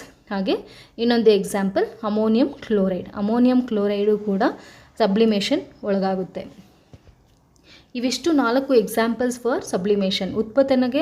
ಉತ್ಪತನ ಒಳಗಾಗುವಂತಹ ಸಬ್ಸ್ಟೆನ್ಸಸ್ ಯಾವುದು ಅಂತಂದರೆ ಅದು ಡ್ರೈ ಐಸ್ ಅಂತಂದರೆ ಸಾಲಿಡ್ ಕಾರ್ಬನ್ ಡೈಆಕ್ಸೈಡ್, ಹಾಗೆ ಕರ್ಪೂರ, ನ್ಯಾಫ್ಥಲಿನ್, ಹಾಗೆ ಇನ್ನೊಂದು ಎಕ್ಸಾಂಪಲ್ ಅಮೋನಿಯಂ ಕ್ಲೋರೈಡ್. ಇವಿಷ್ಟು ಸಬ್ಸ್ಟೆನ್ಸಸ್ ಬೇರೆ ಸಬ್ಸ್ಟೆನ್ಸ್ ಜೊತೆಗೆ ಮಿಕ್ಸ್ ಆಗಿದ್ದಾಗ ನಾವು ಹೇಗೆ ಸಪ್ರೇಟ್ ಮಾಡ್ಬೋದು ಅಂತಂದರೆ through the process of sublimation. Okay, ಹಾಗೆ ಇನ್ನೊಂದು ಯಾವ್ದು ಕೊಟ್ಟಿದ್ದಾರೆ ಅಂದರೆ ಶುಗರ್ ಅಂತ ಕೊಟ್ಟಿದ್ದಾರೆ. ಶುಗರ್ ಮತ್ತು ವಾಟರ್ ಮಿಕ್ಸ್ ಆಗಿದ್ದಾಗ ನಾವೇನು ಮಾಡ್ಬೋದು ಅಂತಂದರೆ ಅದನ್ನು ಕ್ರಿಸ್ಟಲೈಸೇಷನ್ ಆಗಿ ಮಾಡ್ಬೋದು. ಕ್ರಿಸ್ಟಲೈಸೇಷನ್ ಮಾಡೋದ್ರ ಮೂಲಕ ನಾವೇನು ಮಾಡ್ಬೋದು, ಅದರಲ್ಲಿರೋ ವಾಟರ್ ಕಂಟೆಂಟನ್ನು ರಿಮೂವ್ ಮಾಡಿ ಶುಗರನ್ನು ನಾವು ಸಪ್ರೇಟ್ ಮಾಡ್ಬೋದು. ಸೊ ಶುಗರ್ ಮತ್ತು ವಾಟರ್ನ ಸಪ್ರೇಷನ್ ಮಾಡಬೇಕಾದ್ರೆ ಯಾವ ಮೆಥಡನ್ನು ಯೂಸ್ ಮಾಡ್ತೀವಿ ಅಂತಂದರೆ ಅದು ಕ್ರಿಸ್ಟಲೈಸೇಷನ್. ಹಾಗೆ ಸಾಲ್ಟ್ ಆ್ಯಂಡ್ ವಾಟರ್, ಇಲ್ಲಿ ಸಾಲ್ಟ್ ಆ್ಯಂಡ್ ವಾಟರ್ ಮಿಕ್ಸ್ಚರ್ ತಗೊಂಡಾಗ ಸಾಲ್ಟ್ ಆ್ಯಂಡ್ ವಾಟರ್ ಮಿಕ್ಸ್ ಆಗಿದ್ದಾಗ ನಾವು ಅದನ್ನು ಹೇಗೆ ಸೆಪ್ರೇಟ್ ಮಾಡ್ಬೋದು ಅಂತಂದರೆ ಥ್ರೂ ದ ಪ್ರೋಸೆಸ್ ಆಫ್ ಎವಾಪರೇಷನನ್ನು ಯೂಸ್ ಮಾಡ್ತೀವಿ. ಇದನ್ನು ನಾವು ಸಾಲ್ಟ್ ಹಾಗೆ ವಾಟರ್ ಮಿಕ್ಸ್ಚರ್ಗೆ ಹೀಟನ್ನು ಸಪ್ಲೈ ಮಾಡಿದಾಗ ಅದರಲ್ಲಿರುವಂಥ ವಾಟರ್ ಏನಾಗುತ್ತೆ, ಎವಾಪರೇಷನ್ ಆಗಿ ಎಸ್ಕೇಪ್ ಆಗುತ್ತೆ. ಓಕೆ, ಅದು ಹೊರಗೆ ಹೋಗುತ್ತೆ. ಆದರೆ ಅದರಲ್ಲಿ ಉಳಿಯುವಂಥದ್ದು ಸಬ್ಸ್ಟೆನ್ಸ್ ಯಾವುದಿರುತ್ತೆ ಅಂದರೆ ಸಾಲ್ಟ್ ಆಗಿರುತ್ತೆ. So salt and water mix ಆಗಿದ್ದಾಗ ನಾವು ಯಾವ ರೀತಿ ಅದನ್ನು ಸಪ್ರೇಟ್ ಮಾಡ್ಬೋದು ಅಂತಂದರೆ through the process of evaporation. ಹಾಗೆ ಆಯಿಲ್ ಹಾಗೆ ವಾಟರ್ ಮಿಕ್ಸ್ ಆಗಿದ್ದಾಗ ನಾವು ಏನು ಮಾಡ್ಬೋದು, ಇಲ್ಲಿ ಇದೆಯಲ್ವ, ಇದನ್ನು ಏನಂತ ಕರಿತೀವಿ ನಾವು, ಫಿಲ್ಟ್ರೇಷನ್ ಅಂತ ಕರಿತೀವಿ. ಸೊ ಫಿಲ್ಟ್ರೇಷನ್ ಮಾಡೋದ್ರ ಮೂಲಕ ನಾವು ಅದನ್ನು ಸೆಪ್ರೇಟ್ ಮಾಡ್ಬೋದು. ಇಲ್ಲಿ ಆಯಿಲ್ ಹಾಗೆ ವಾಟರ್ ಮಿಕ್ಸ್ ಆಗಿದ್ದಾಗ ಆಯಿಲು ವಾಟರ್ ಮೇಲೆ ತೇಲ್ತಾ ಇರುತ್ತೆ, ಹೌದಲ್ವ, ಇದೊಂದು ಸೆಪ್ರೇಟ್ ಲೇಯರ್ ಥರನೇ ಇರುತ್ತೆ. ಆವಾಗ ನಾವೇನು ಮಾಡ್ಬೋದು, ಫಿಲ್ಟರ್ ಮಾಡೋದ್ರ ಮೂಲಕ ವಾಟರನ್ನು ಬೇರೆ ಬೌಲ್ಗೆ ತಗೊಂಡು ಅದರಲ್ಲಿ ಉಳಿಯೋ ಅಂಥದ್ದನ್ನು ನಾವು ಆಯಿಲ್. ಸೊ ಹಾಗಾಗಿ ಆಯಿಲ್ ಹಾಗೆ ವಾಟರ್ ಮಿಕ್ಸ್ ಆಗಿದ್ದಾಗ ನಾವು ಯಾವ ಪ್ರೊಸೆಸ್ಸಿಂದ ಅದನ್ನು ಸಪ್ರೇಟ್ ಮಾಡ್ಬೋದು ಅಂದರೆ ಅದು ಫಿಲ್ಟ್ರೇಷನ್. ಓಕೆ, ಈಗ ಕೊಟ್ಟಿರೋಂಥ ಕ್ವಶನನ್ನು ನೋಡೋಣ. ಈ ಕ್ವಶನಲ್ಲಿ ಕಾಲಮ್ 1ನಲ್ಲಿ ಏನಂತ ಕೊಟ್ಟಿದ್ದಾರೆ, powdered naphthalene balls and salt. So naphthalene ball ಅಂತಿದೆ ಅಂತಂದರೆ ನಾವು ಯಾವ ಮೆಥಡನ್ನು ಯೂಸ್ ಮಾಡ್ತೀವಿ ಅಂತಂದರೆ ಅದು ಸಬ್ಲಿಮೇಷನ್. ಸೊ ಆಪ್ಷನ್ ಎಗೆ ಯಾವುದು ಕರೆಕ್ಟ್ ಆನ್ಸರ್ ಅಂದರೆ ಅದು ಆಪ್ಷನ್ 3. ಓಕೆ, ಶುಗರ್ ಆ್ಯಂಡ್ ವಾಟರ್ನ ಸಪ್ರೇಟ್ ಮಾಡೋಕ್ಕೆ ಯೂಸ್ ಮಾಡೋವಂಥ ಮೆಥಡು ಕ್ರಿಸ್ಟಲೈಸೇಷನ್. ಆಪ್ಷನ್ ಬಿಗೆ 1. ಹಾಗೆ ವೆಜಿಟೇಬಲ್ ಆಯಿಲ್ ಹಾಗೆ ವಾಟರ್ ಮಿಕ್ಸ್ ಇದ್ದಾಗ ನಾವು ಫಿಲ್ಟ್ರೇಷನ್ ಅಂತಂದರೆ ಪೋರಿಂಗ್ ಥ್ರೂ ಸೆಪ್ರೇಟಿಂಗ್ ಫನಲ್, ಇದ್ರ ಮೂಲಕ ನಾವು ಸಪ್ರೇಟ್ ಮಾಡ್ಬೋದು. ಆಪ್ಷನ್ ಸಿಗೆ 4. ಸಾಲ್ಟ್ ಆ್ಯಂಡ್ ವಾಟರ್ ಇದ್ದಾಗ ನಾವು ಎವಾಪರೇಷನಿಂದ ನಾವು ಅದನ್ನು ಸಪ್ರೇಟ್ ಮಾಡ್ಬೋದು. ಸೊ ಸಾಲ್ಟ್ ಆ್ಯಂಡ್ ವಾಟರ್ಗೆ ಇದು ಆಪ್ಷನ್ 2. ಓಕೆ, ಈಗ ನಮಗೆ ಬೇಕಾಗಿರೋವಂಥ ಆರ್ಡರ್ ಯಾವುದು, ಎಗೆ 3, ಬಿಗೆ 1, ಸಿಗೆ 4 ಹಾಗೆ ಡಿಗೆ 2. ಸೊ ಈ ಆರ್ಡರಲ್ಲಿರೋಂಥ ಆಪ್ಷನ್ ನೋಡೋಣ. ಓಕೆ, ಸೊ ಇಲ್ಲಿ ನಮಗೆ ಬೇಕಾಗಿರೋದು ಆಪ್ಷನ್ ಎಗೆ 3, ಆಪ್ಷನ್ ಬಿಗೆ 1, ಆಪ್ಷನ್ ಸಿಗೆ 4, ಆಪ್ಷನ್ ಡಿಗೆ 2. ಇಲ್ಲಿ ಕೊಟ್ಟಿರೋಂಥ ಆಪ್ಷನ್ಸಲ್ಲಿ ನಮಗೆ ಬೇಕಾಗಿರೋ ಆರ್ಡರಲ್ಲಿ ಎಲ್ಲಿ ಮ್ಯಾಚ್ ಆಗಿದೆ ಅಂತ ನೋಡೋಣ. ಆಪ್ಷನ್ ಎಗೆ 3 ಇರೋದು ಆಪ್ಷನ್ ಬಿ ಅಲ್ಲಿ ಮಾತ್ರ. ಸೊ ಈಸಿಯಾಗಿ ನಾವು ಇದನ್ನು ಫೈಂಡ್ ಔಟ್ ಮಾಡ್ಬೋದು. ಸೊ ರಿಮೈನಿಂಗ್ ಆಪ್ಷನ್ಸಲ್ಲಿ ಎಗೆ ಬೇರೆ ಬೇರೆ ಆಪ್ಷನ್ಸ್ ಇರೋದ್ರಿಂದ ನಾವು ಇದನ್ನು ಈಸಿಯಾಗಿ ಫೈಂಡ್ ಔಟ್ ಮಾಡ್ಬೋದು. Option B is our correct answer. Okay, next question, study the following information about the weight of a given object in different fluids. ಇಲ್ಲಿ ಒಂದು ಆಬ್ಜೆಕ್ಟ್ನ ವೆಯ್ಟ್ ಕೊಟ್ಟಿದ್ದಾರೆ ಡಿಫ್ರೆಂಟ್ ಫ್ಲೂಯಿಡ್ಸಲ್ಲಿ. ಫಸ್ಟ್ ಇಲ್ಲಿ weight of the object in air 150 newton. ಯಾವುದೋ ಒಂದು ಆಬ್ಜೆಕ್ಟಿನ weight ಏರಲ್ಲಿ ಎಷ್ಟಿದೆ ಅಂದರೆ ಅದು 150 ನ್ಯೂಟನ್ ಅಂತ ಕೊಟ್ಟಿದ್ದಾರೆ. ಅದೇ ಆಬ್ಜೆಕ್ಟಿನ ವೆಯ್ಟು ಲಿಕ್ವಿಡ್ ಎ, ಇಲ್ಲಿ ಯಾವ ಲಿಕ್ವಿಡ್ ಅನ್ನೋದನ್ನು ಮೆನ್ಷನ್ ಮಾಡಿಲ್ಲ, ಆ ಲಿಕ್ವಿಡನ್ನು ಎ ಅಂತ ಕನ್ಸಿಡರ್ ಮಾಡಿದ್ದಾರೆ. ಸೊ ಅಲ್ಲಿ ಲಿಕ್ವಿಡ್ ಎ ಅಲ್ಲಿ ಆ ಆಬ್ಜೆಕ್ಟ್ನ ವೆಯ್ಟ್ ಎಷ್ಟಿದೆ ಅಂತಂದರೆ ಅದು 100 ನ್ಯೂಟನ್ ಇದೆ. Next, weight of the object in liquid B is 95 newton ಅಂತ ಕೊಟ್ಟಿದ್ದಾರೆ. ಸೇಮ್ ಆಬ್ಜೆಕ್ಟಿನ ವೆಯ್ಟು ಏರಲ್ಲಿ 150 ನ್ಯೂಟನ್ ಇದೆ, ಲಿಕ್ವಿಡ್ ಎ ಅಲ್ಲಿ 100 ನ್ಯೂಟನ್ ಇದೆ, ಲಿಕ್ವಿಡ್ ಬಿ ಅಲ್ಲಿ 95 ನ್ಯೂಟನ್ ಇದೆ. ಹಾಗಾದರೆ based on above identify the correct statement among the following. ಈ ಟೇಬಲ್ ಮೇಲೆ ಆಧರಿಸಿ, ಇಲ್ಲಿ ಕೊಟ್ಟಿರುವಂಥ ಆಪ್ಷನ್ ಮೇಲೆ ಆಧರಿಸಿ ಒಂದಷ್ಟು ಸ್ಟೇಟ್ಮೆಂಟ್ಸನ್ನು ಕೊಟ್ಟಿದ್ದಾರೆ. ಅದರಲ್ಲಿ ಕರೆಕ್ಟ್ ಸ್ಟೇಟ್ಮೆಂಟ್ ಯಾವುದು ಅನ್ನೋದನ್ನು ಫೈಂಡ್ ಔಟ್ ಮಾಡಬೇಕು. ಆಪ್ಷನ್ ಎ ಏನಂತ ಕೊಟ್ಟಿದ್ದಾರೆ, density of liquid B is greater than density of liquid A. Option B, buoyant force acting on the object in liquid B is greater than buoyant force acting on the object in liquid A. Option C, an object that floats in liquid A will surely float in liquid B ಅಂತ 3 statements ಕೊಟ್ಟಿದ್ದಾರೆ. ಈ 3 ಸ್ಟೇಟ್ಮೆಂಟ್ಸಲ್ಲಿ ಯಾವ statement correct ಇದೆ ಅನ್ನೋದನ್ನು ನಾವು find out ಮಾಡಬೇಕು. Okay, so ಇಲ್ಲಿ ಈ ಕ್ವೆಶನ್ಗೆ ಆನ್ಸರ್ ಮಾಡೋದಕ್ಕೂ ಮುಂಚೆ ಇದರಲ್ಲಿ ಏನೇನ ಕೊಟ್ಟಿದ್ದಾರೆ, ಬಯಾಂಟ್ ಫೋರ್ಸ್ ಕೊಟ್ಟಿದ್ದಾರೆ, ಡೆನ್ಸಿಟಿ ಅಂತ ಕೊಟ್ಟಿದ್ದಾರೆ. ಹಾಗಾದರೆ ಬಯಾಂಟ್ ಫೋರ್ಸ್ಗೆ ಡೆನ್ಸಿಟಿಗೆ ಏನು ರಿಲೇಷನ್ ಇದೆ, ಡೆನ್ಸಿಟಿ ಅಂತಂದರೆ ಏನು, ಬಯಾಂಟ್ ಫೋರ್ಸ್ ಅಂತಂದರೆ ಏನು ಅನ್ನೋದನ್ನು ನೋಡೋಣ. ಓಕೆ, ಮೊದಲಿಗೆ ಡೆನ್ಸಿಟಿ ಅಂತಂದರೆ ಏನು? ಡೆನ್ಸಿಟಿ ಅಂತಂದರೆ ಮಾಸ್ ಪರ್ ಯೂನಿಟ್ ವಾಲ್ಯೂಮ್ ಅಂತ. ಮಾಸ್ ಪರ್ ವಾಲ್ಯೂಮ್ ಅಂತಂದರೆ ಏನು? ಡೆನ್ಸಿಟಿ ಅಂತಂದರೆ ಒಂದು ಯೂನಿಟ್ ವಾಲ್ಯೂಮ್ ಅಷ್ಟು ಸ್ಪೇಸಲ್ಲಿ ಎಷ್ಟು ಪಾರ್ಟಿಕಲ್ ಅರೇಂಜ್ ಆಗಿದೆ, ಎಷ್ಟು ಮಾಸ್ ಇದೆ ಅನ್ನೋದನ್ನು ನಾವು ಡೆನ್ಸಿಟಿ ಅಂತ ಹೇಳ್ತೀವಿ. ಈ ಫಿಗರನ್ನು ಅಬ್ಸರ್ವ್ ಮಾಡೋದಾದರೆ ಇಷ್ಟು ಸ್ಪೇಸಲ್ಲಿ ಇಲ್ಲಿರೋವಂಥದ್ದು 5 ಪಾರ್ಟಿಕಲ್ಸ್, ಅಂದರೆ ಇಲ್ಲಿರೋವಂಥ ಪಾರ್ಟಿಕಲ್ಸ್ ಏನಿದೆ, ಆಟಮ್ಸ್ ಏನಿದೆ, ಆಟಮ್ಸ್ ನಡುವೆ ಜಾಸ್ತಿ ಸ್ಪೇಸ್ ಇದೆ. ಸೊ ಹಾಗಾಗಿ ಇದರ ಡೆನ್ಸಿಟಿ ಕಡಿಮೆ ಇದೆ ಅಂತ. ಹಾಗೆ ನೆಕ್ಸ್ಟ್ ಫಿಗರ್ ಕಂಪೇರ್ ಮಾಡಿದ್ರೆ ಇದರಲ್ಲಿಗಿಂತ ಇಲ್ಲಿ ಆಟಮ್ಸ್ ಜಾಸ್ತಿ ಇದೆ, ಅಂದರೆ ಇದಕ್ಕೆ ಕಂಪೇರ್ ಮಾಡಿದ್ರೆ ಇದ್ರದ್ದು ಡೆನ್ಸಿಟಿ ಜಾಸ್ತಿ ಇದೆ ಅಂತ. ಹಾಗೆ ನೆಕ್ಸ್ಟ್ ಫಿಗರ್ ಇಲ್ಲಿ ನೋಡೋದಾದರೆ ಇಲ್ಲಿ ಅಷ್ಟೇ ಸ್ಪೇಸಲ್ಲಿ ಇನ್ನೊಂದಷ್ಟು ಜಾಸ್ತಿ ಆಟಮ್ಸ್ ಇದೆ ಅಲ್ವಾ. ಸೊ ಹಾಗಾಗಿ ಏನಂತ ಹೇಳ್ಬೋದು, ಇದಕ್ಕೆ ಡೆನ್ಸಿಟಿ ಇದಕ್ಕಿಂತ ಜಾಸ್ತಿ ಇದೆ ಅಂತ. ಹಾಗೆ ಇಲ್ಲಿ ಲಾಸ್ಟಲ್ಲಿ ಅಬ್ಸರ್ವ್ ಮಾಡಿದಾಗ ಇಲ್ಲಿ ಜಾಸ್ತಿ ಆಟಮ್ಸ್ ಅರೇಂಜ್ ಆಗಿದೆ, ಅಷ್ಟೇ ಸ್ಪೇಸಲ್ಲಿ ಜಾಸ್ತಿ ಆಟಮ್ಸ್ ಅರೇಂಜ್ ಆಗಿದೆ, ಅಂದರೆ ಆಟಮ್ಸ್ ನಡುವೆ ಸ್ಪೇಸ್ ಏನಿದೆ ಅದು ತುಂಬ ಕಡಿಮೆ ಇದೆ, ಅಂದರೆ ಇದಕ್ಕೆ ಡೆನ್ಸಿಟಿ ಜಾಸ್ತಿ ಇದೆ. It has more density. Density ಅನ್ನೋದು ಇದಕ್ಕೆ ಜಾಸ್ತಿ ಇದೆ ಇದಕ್ಕೆ ಕಂಪೇರ್ ಮಾಡಿದ್ರೆ. ಅಂದರೆ ಫಸ್ಟ್ ಫಿಗರಲ್ಲಿ ಏನಿದೆ ಇಲ್ಲಿ ಡೆನ್ಸಿಟಿ ಕಡಿಮೆ ಇದೆ, ಇಲ್ಲಿ ಡೆನ್ಸಿಟಿ ಜಾಸ್ತಿ ಇದೆ ಅಂತ. ಸೊ ಇದಕ್ಕೆ ಡೆನ್ಸಿಟಿ ಕಡಿಮೆ ಇದೆ, ಲೆಸ್ ಡೆನ್ಸಿಟಿ, ಆ್ಯಂಡ್ ಇದಕ್ಕೆ ಹೈ ಡೆನ್ಸಿಟಿ ಅಂತ. ಸೊ ಇದಕ್ಕೆ ಡೆನ್ಸಿಟಿ ಜಾಸ್ತಿ ಇದೆ ಅಂತ. ಓಕೆ, ಸೊ ಡೆನ್ಸಿಟಿ ಅಂತಂದರೆ ಕೊಟ್ಟಿರೋವಂಥ ವಾಲ್ಯೂಮಲ್ಲಿ, ಒಂದು ಯೂನಿಟ್ ವಾಲ್ಯೂಮಲ್ಲಿ ಎಷ್ಟು ಆಟಮ್ಸ್ ಅರೇಂಜ್ ಆಗಿದೆ ಅಥವಾ ಎಷ್ಟು ಪಾರ್ಟಿಕಲ್ಸ್ ಇದೆ ಅನ್ನೋದನ್ನು ನಾವು ಡೆನ್ಸಿಟಿ ಅಂತ ಕರಿತೀವಿ. ಇಲ್ಲಿ ಅಷ್ಟೇ ಇನ್ನೊಂದು ಫಿಗರ್ ಇದೆ, ಇಲ್ಲಿ ನೋಡಿ, ಇಲ್ಲೇ ಅಬ್ಸರ್ವ್ ಮಾಡಿದಾಗ ಗೊತ್ತಾಗುತ್ತೆ. ಲೋ ಡೆನ್ಸಿಟಿ ಅಂತಂದರೆ ಇಷ್ಟು ಯೂನಿಟ್ ವಾಲ್ಯೂಮಲ್ಲಿ ಇರೋವಂಥ ಆಟಮ್ಸ್, ಇಲ್ಲಿ ಆಟಮ್ಸ್ ನಡುವೆ ಸ್ಪೇಸ್ ಜಾಸ್ತಿ ಇದೆ, ಅಂದರೆ ಆಟಮ್ಸ್ ದೂರ ಅರೇಂಜ್ ಆಗಿದೆ. ಆದರೆ ಇಲ್ಲಿ ಅಬ್ಸರ್ವ್ ಮಾಡಿದಾಗ ಆಟಮ್ಸ್ ನಡುವೆ ಸ್ಪೇಸ್ ತುಂಬ ಕಡಿಮೆ ಇದೆ, ತುಂಬ ಒತ್ತೊತ್ತಾಗಿದೆ ಅಲ್ವಾ. ಸೊ ಅದಕ್ಕೆ ನಾವೇನಂತ ಹೇಳ್ತೀವಿ, ಇದಕ್ಕೆ ಹೈ ಡೆನ್ಸಿಟಿ ಇದೆ ಆ್ಯಂಡ್ ಇದಕ್ಕೆ ಲೋ ಡೆನ್ಸಿಟಿ ಅಂತ. ಡೆನ್ಸಿಟಿ ಅಂತಂದರೆ ಮಾಸ್ ಪರ್ ಯೂನಿಟ್ ವಾಲ್ಯೂಮ್, ಕೊಟ್ಟಿರುವಂಥ ವಾಲ್ಯೂಮಲ್ಲಿ ಎಷ್ಟು ಮಾಸ್ ಅಥವಾ ಎಷ್ಟು ಆಟಮ್ಸ್ ಇದೆ ಅನ್ನೋದನ್ನು ನಾವು ಡೆನ್ಸಿಟಿ ಅಂತ ಕರಿತೀವಿ. ಹಾಗೆ ಗ್ಯಾಸ್, ಲಿಕ್ವಿಡ್ ಹಾಗೆ ಸಾಲಿಡ್ಗೆ ಕಂಪೇರ್ ಮಾಡಿದ್ರೆ ಯಾವುದಕ್ಕೆ ಜಾಸ್ತಿ ಡೆನ್ಸಿಟಿ ಇರುತ್ತೆ ಅಂತಂದರೆ ಅದು ಸಾಲಿಡ್ಗೆ. ಏರ್ ಪಾರ್ಟಿಕಲ್ಸಲ್ಲಿ ಜಾಸ್ತಿ ಸ್ಪೇಸ್ ಇರುತ್ತೆ ಅಲ್ವಾ, ಆಟಮ್ಸ್ ನಡುವೆ ಜಾಸ್ತಿ ಸ್ಪೇಸ್ ಇರುತ್ತೆ. ಸೊ ಹಾಗಾಗಿ ಏರ್ಗೆ ಡೆನ್ಸಿಟಿ ಕಡಿಮೆ ಇರುತ್ತೆ. ಹಾಗೆ ವಾಟರ್ ತಗೊಂಡಾಗ ಆಟಮ್ಸ್ ನಡುವೆ ಗ್ಯಾಸ್ಗೆ ಕಂಪೇರ್ ಮಾಡಿದ್ರೆ ಸ್ವಲ್ಪ ಕಡಿಮೆ ಸ್ಪೇಸ್ ಇರುತ್ತೆ, ಹೌದಲ್ವಾ. ಅದೇ ಸಾಲಿಡನ್ನು ತಗೊಂಡ್ರೆ ಆಟಮ್ಸ್ ನಡುವೆ ಸ್ಪೇಸ್ ಏನಿದೆ ಅದು ತುಂಬ ಕಡಿಮೆ ಇರುತ್ತೆ, ಅಂದರೆ ಒತ್ತೊತ್ತಾಗಿ ಆಟಮ್ಸ್ ಅರೇಂಜ್ ಆಗಿರುತ್ತೆ. ಸೊ ಹಾಗಾಗಿ ನಾವು ಏನಂತ ಹೇಳ್ಬೋದು, ನಾವು ಗೇಷಿಯಸ್ ಸ್ಟೇಟ್ ಹಾಗೆ ಲಿಕ್ವಿಡ್ ಸ್ಟೇಟ್ ಹಾಗೆ ಸಾಲಿಡ್ ಸ್ಟೇಟ್ಗೆ ಕಂಪೇರ್ ಮಾಡಿದ್ರೆ ಯಾವ ಸ್ಟೇಟಲ್ಲಿ ಜಾಸ್ತಿ ಡೆನ್ಸಿಟಿ ಇದೆ ಅಂದರೆ ಅದು ಸಾಲಿಡ್ ಸ್ಟೇಟ್ಗೆ. ಓಕೆ, ಸೊ ಇದು ಡೆನ್ಸಿಟಿ ಅಂದರೆ. ಈಗ ಬಯಾನ್ಟ್ ಅಂದರೆ ಏನು ಅಂತ ನೋಡೋಣ. ಈಗ ಬಯಾನ್ಟ್ ಫೋರ್ಸ್ ಅಥವಾ ಬಯಾನ್ಸಿ ಅಂತಂದರೆ ಏನು ಅಂತಂದರೆ, ಯಾವುದಾದ್ರೂ ಒಂದು ಆಬ್ಜೆಕ್ಟು ನೀರಲ್ಲಿ ಮುಳುಗಿದಾಗ ಏನಾಗುತ್ತೆ, ನೀರು ಆ ಆಬ್ಜೆಕ್ಟ್ ಮೇಲೆ ಮೇಲ್ಮುಖ ಒತ್ತಡವನ್ನು ಕ್ರಿಯೇಟ್ ಮಾಡ್ತಾ ಇರುತ್ತೆ, ಮೇಲ್ಮುಖ ಬಲವನ್ನು ಪ್ರಯೋಗಿಸ್ತಾ ಇರುತ್ತಲ್ವ. ಸೊ ಆ ಬಲವನ್ನೇ ನಾವೇನಂತ ಕರಿತೀವಿ, ಬಯಾನ್ಟ್ ಫೋರ್ಸ್ ಅಂತ ಕರಿತೀವಿ. ಓಕೆ, ಇಲ್ಲಿ ಈ ಬಯಾನ್ಟ್ ಅನ್ನೋದು ಡೆನ್ಸಿಟಿ ಮೇಲೆ ಡಿಪೆಂಡ್ ಆಗಿರುತ್ತೆ. ಇದು ಡೆನ್ಸಿಟಿ ಆಫ್ ಆಬ್ಜೆಕ್ಟ್ ಹಾಗೆ ಡೆನ್ಸಿಟಿ ಆಫ್ ಲಿಕ್ವಿಡ್. ಇದು ಬಯಾನ್ಟ್ ಫೋರ್ಸ್ ಅನ್ನೋದು ಯಾವುದ್ಯಾವ್ದ್ರ ಮೇಲೆ ಡಿಪೆಂಡ್ ಆಗಿರುತ್ತೆ ಅಂತಂದರೆ, ಡೆನ್ಸಿಟಿ ಆಫ್ ಆಬ್ಜೆಕ್ಟ್, ಯಾವ ಆಬ್ಜೆಕ್ಟಲ್ಲಿ ನೀರಲ್ಲಿ ಇದೆ ಆ ಆಬ್ಜೆಕ್ಟಿನ ಡೆನ್ಸಿಟಿ ಆಫ್ ಆಬ್ಜೆಕ್ಟ್ ಹಾಗೆ ಡೆನ್ಸಿಟಿ ಆಫ್ ಲಿಕ್ವಿಡ್.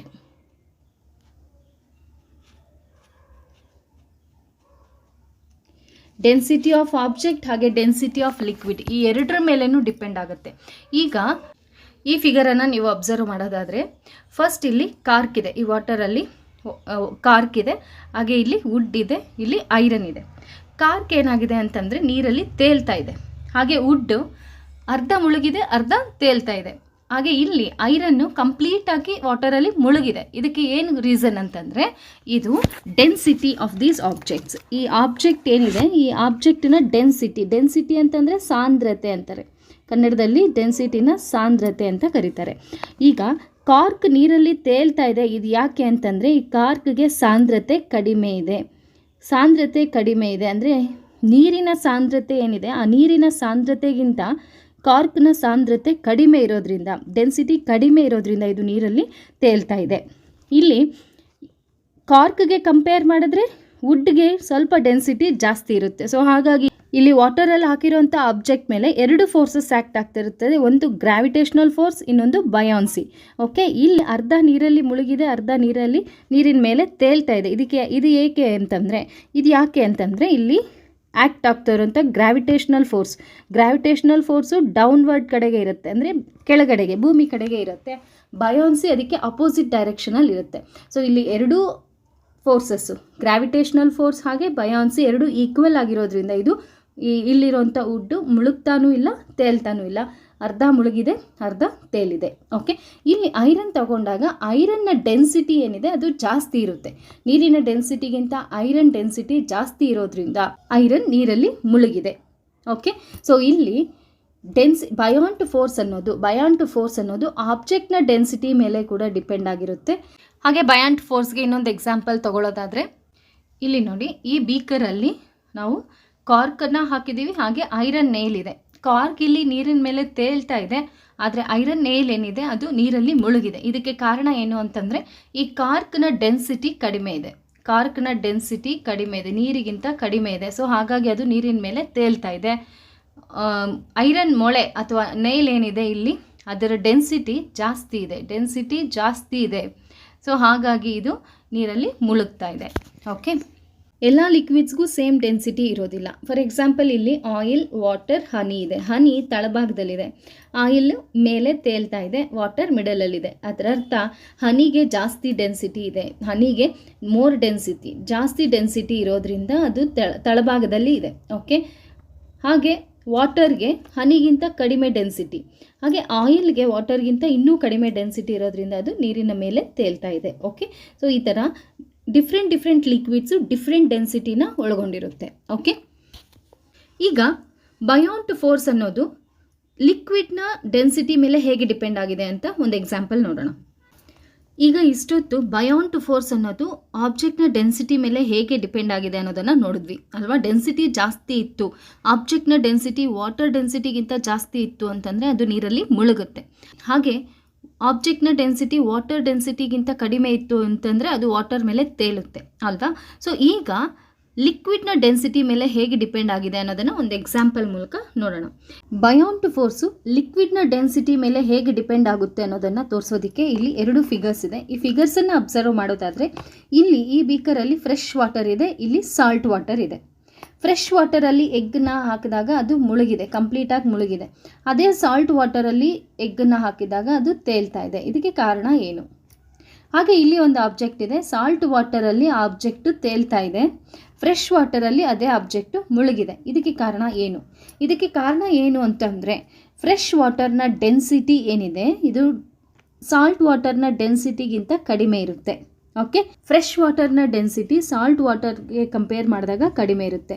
ಡೆನ್ಸಿಟಿ ಅನ್ನೋದು ಬಯಾನ್ಟ್ ಫೋರ್ಸ್ಗೆ ಡೈರೆಕ್ಟ್ಲಿ ಪ್ರಪೋರ್ಷನ್. ಬಯಾನ್ಟ್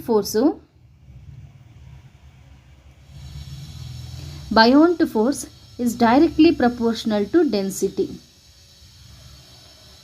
ಅಂತಂದರೆ ಡೆನ್ಸಿಟಿ ಜಾಸ್ತಿ ಇದ್ದರೆ ಬಯಾನ್ಟ್ ಫೋರ್ಸು ಕೂಡ ಜಾಸ್ತಿ ಇರುತ್ತೆ. ಇಲ್ಲಿ ಸಾಲ್ಟ್ ವಾಟರ್ಗೆ ಡೆನ್ಸಿಟಿ ಜಾಸ್ತಿ ಇರುತ್ತೆ ಅಂತಂದರೆ ಬಯಾನ್ಟ್ ಫೋರ್ಸು ಕೂಡ ಜಾಸ್ತಿ ಇರುತ್ತೆ. ಅಂದರೆ ಇಲ್ಲಿ ಜಾಸ್ತಿ ಫೋರ್ಸು ಎಗ್ ಮೇಲೆ ಎಕ್ಸರ್ಟ್ ಆಗ್ತಾ ಇದೆ. ಹಾಗೆ ಇಲ್ಲೂ ಅಷ್ಟೇ, ಸಾಲ್ಟ್ ವಾಟರಲ್ಲಿ ಜಾಸ್ತಿ ಬಯಾನ್ಟ್ ಫೋರ್ಸ್ ಇರುತ್ತೆ, ಜಾಸ್ತಿ ಫೋರ್ಸ್ ಅಪ್ಲೈ ಆಗ್ತಾ ಇರುತ್ತೆ when compare to fresh water. Fresh ವಾಟರ್ಗೆ ಬಯಾನ್ಟ್ ಫೋರ್ಸು ಕಡಿಮೆ ಇರುತ್ತೆ, ಯಾಕಂದರೆ ಅಲ್ಲಿ ಡೆನ್ಸಿಟಿ ಕಡಿಮೆ ಇರೋದ್ರಿಂದ. ಓಕೆ, ಸೊ ಇಲ್ಲಿ ಇದರಿಂದ ಏನು ನಮಗೆ ಅರ್ಥ ಆಗುತ್ತೆ ಅಂತಂದರೆ ಯಾವ ಲಿಕ್ವಿಡ್ಗೆ ಡೆನ್ಸಿಟಿ ಜಾಸ್ತಿ ಇರುತ್ತೋ ಆ ಲಿಕ್ವಿಡ್ಗೆ ಬಯಾನ್ಟ್ ಫೋರ್ಸ್ ಕೂಡ ಜಾಸ್ತಿ ಇರುತ್ತೆ. ಯಾವ ಲಿಕ್ವಿಡ್ಗೆ ಡೆನ್ಸಿಟಿ ಕಡಿಮೆ ಇರುತ್ತೋ ಬಯಾನ್ಟ್ ಫೋರ್ಸ್ ಕೂಡ ಕಡಿಮೆ ಇರುತ್ತೆ. Okay, so